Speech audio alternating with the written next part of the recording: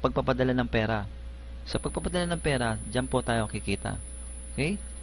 Dealer to dealer or e-cash to e-cash. Meaning, pwede po magpadala ang isang e-cash o isang dealer papunta sa isang dealer din po. Automatic may system charge na 25 pesos. Bakit po? Kasi po, gagamitin po ng dealer ang system, kaya hihingan siya ng system ng 25 pesos na charge. Ang kagandahan po nito, once na ginamit ng dealer, yung remittance na yan, any amount in currency, 25 pesos lang po ang sisingling sa kanya. At the same time, maximum 40,000 per transaction po. Mag-sample po tayo kung ano ang ibig sabihin niyan. Kung meron pong dealer sa abroad at magpapadala po siya ng 1,000 dito sa Pilipinas, automatic, ang charge lang po, 25 pesos. Imagine niyo from abroad, nagpadala siya ng 1,000 papunta sa Pilipinas, 25 pesos lang po. Kung $2,000 yan, 25 pesos lang din po. What if kung wala naman kayong kamag-anak? Siyempre, kikita kayo dito sa pamagitan ng service charge. Plus, additional 10 up to 30 pesos na outright income nyo po. Papaano po yan? Meron kayong kaibigan, hindi dealer, pumunta sa inyo, papunta sa ibang dealer yung ipapadala niya. For example, yung kaibigan niyo magpapadala ng 1,000, pumunta sa inyo dahil gagamitin niyo yung system, kukuha na kayo ng system ng 25 pesos. At the same time, hihingi kayo ng service charge once na na-accomplish yung remittance. Ang sisingilin niyo sa kanya, 1,055. Ang mawawala sa ikas nyo na pondo is 1,025. Pero ang magiging cash on hand nyo is 1,055. Okay?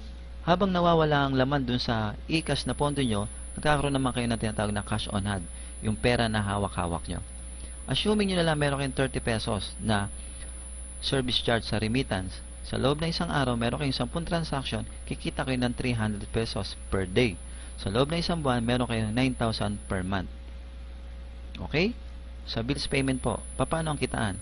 Dahil dealer ka na, pag ginamit mo yung system, matcha-charge ka ng 10 piso. Meralco, Smart Bro, PLDT, other bills payment na transaction. Service charge, paano tayo kikita? Pwede yung kumita ng 10 to 15 pesos kada service charge. Paano yan? Kung ikaw may kaibigan o dealer pumunta sa iyo, gagamitin yung system mo at magbabayad siya ng Meralco, meron siyang 1,000 na babayaran sa Meralco, gagamitin mo yung system, kakatasan ka ng system na 10 piso, at the same time, hihingihan mo siya ng system charge na, na service charge na 15 pesos. So, magiging cash on hand mo is 1,025. Ang mawawala sa ikas pondo mo is 1,010. Pero magiging cash on hand mo is 1,025. Kasama na dun yung service charge mo. Assuming na lang, meron kang 15 na service charge. Araw-araw, meron kang 10 transaction. Meron kang 150 na kinikita. Sa loob ng isang buwan, meron kang 4,500. Pero, meron lamang pong limitasyon ang bills payment. Hanggang 10 transaction lamang po siya per day. Bakit po? Kasi po, ang merong unlimited na bills payment lamang po na pinapayagan ng GPRS ay yung pong mga nag-franchise po ng 1.2 million. Dahil ito pong business na to ay pang personal lamang at para sa inyo lamang po, binigyan po tayo ng limitation na hanggang 10 lamang araw-araw. Okay? Ito po ang sample ng bills payment receipt. Kung saan, pwede nyo pong itong isulat, itong reference number na to sa likod po ng Meralco bill nila. At the same time, itong transaction date at oras po ng pagbabayad nila. Next, ticketing income projection. Paano pa tayo kikita? Kung ikaw ang dealer, ginamit mo ang system, kukuha na ka ng system charge na 200 kapag nag-local ticket ka, pag international 500. Ang kagandahan nito, lahat ng eroplano, pwede mong i-ticket o pwede kang mag-book sa lahat ng eroplano. Paano ka kikita? Sa pamamagitan ng markup or service charge. Sa local tickets, pwede kang magdagdag ng 150 to 300 pesos. Assuming mo na lang meron kang 20 tickets sa loob na isang buwan, pwede kang kumita ng 6,000 per month. Kung international ticket naman, pwede kang kumita ng 750 hanggang 1,200 na kita. Kung meron kang 20 tickets, so meron kang 24,000 per month na income. Ayan po ang sample ng airline receipt. Kung saan nandyan na po lahat ng itinerary niya, pwede nyo po siyang i-edit kung saan pwede nyo pong idagdag yung pong service charge or admin fee na sinasabi. Okay, earn more from your loading business. Ano po ito? Unified loading system, kung saan gagamit ka lamang ng one SIM all networks. Kung wala ka naman cellphone, pwede mo gamitin ang web loading system or online through internet.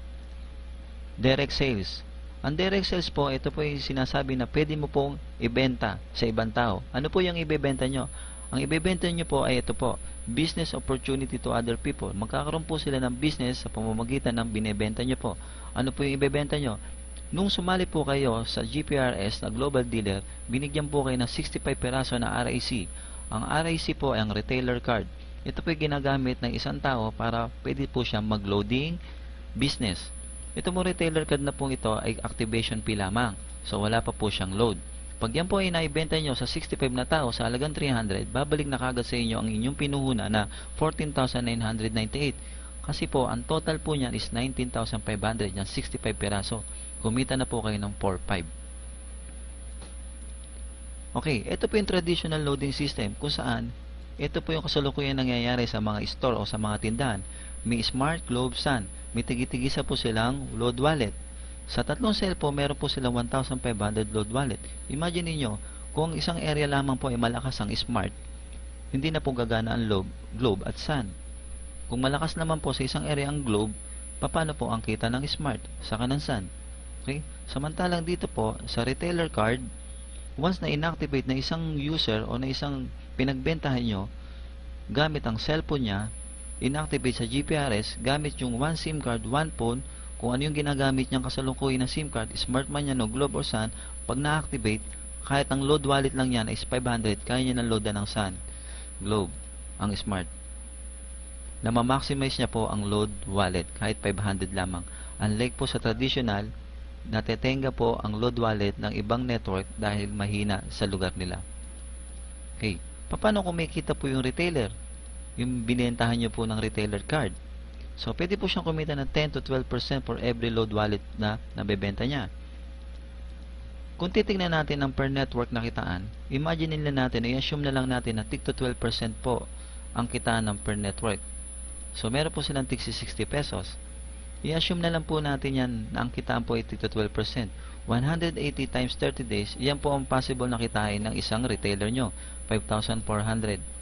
Assuming na lang na you get 12% po na total retail income.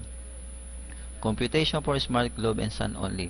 Imagine niyo kung gamit nyo lang po yung retailer card, lahat po ng percentage nasa inyo po.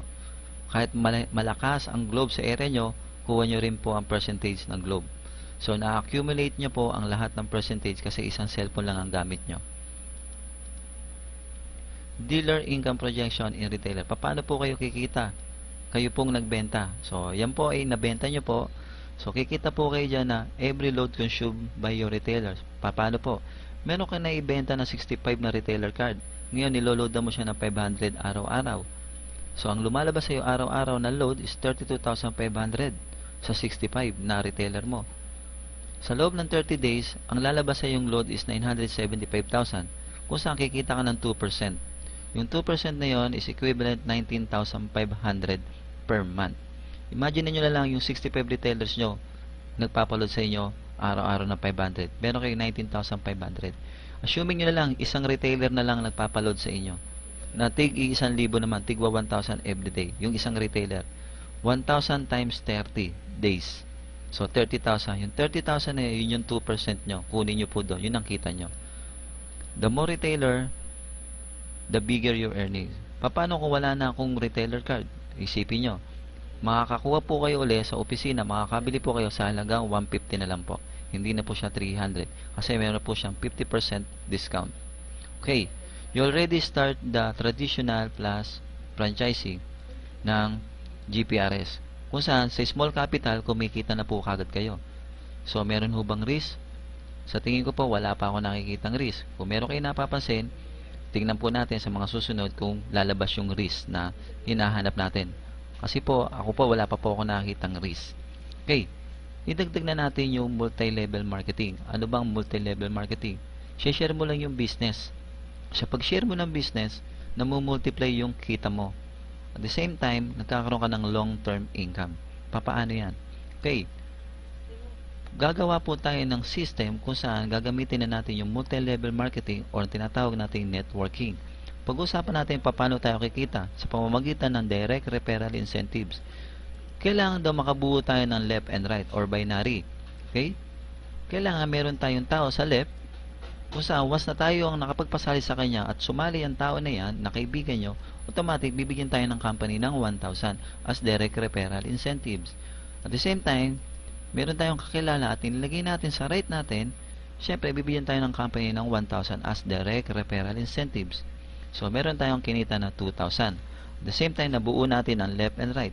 Paano yan kung meron tayong kaibigan? Saan natin siya ilalagay? Meron tayong left and right. Either sa ilalim ni left or either sa ilalim ni right. Assuming na lang natin ilagay natin sa ilalim ni left ang isa nating kaibigan. Yung 1,000 na direct incentive sa iyo pa rin yan dahil ikaw ang nakapagpasali. 1,000 referral invites as many as you can. Kapag marami ka na mapasali na direct mo, marami kang 1,000. Paano naman kung hindi naman ikaw nagpasali or indirect referral? Paano kakikita? Kung ikaw yan at meron ka napasali, ito ang direct referral mo. Kumita ka ng 1,000. Si direct referral mo nakapagpasali ng 2. So, hindi ikaw nakapagpasali, kundi yung direct referral mo. Kikita ka dyan ng 60. At lahat ng indirect mo, na hindi ikaw ang nagpasali, sila ang lahat nagpasali, magkakaroon ka lang ng 60 pesos. Okay?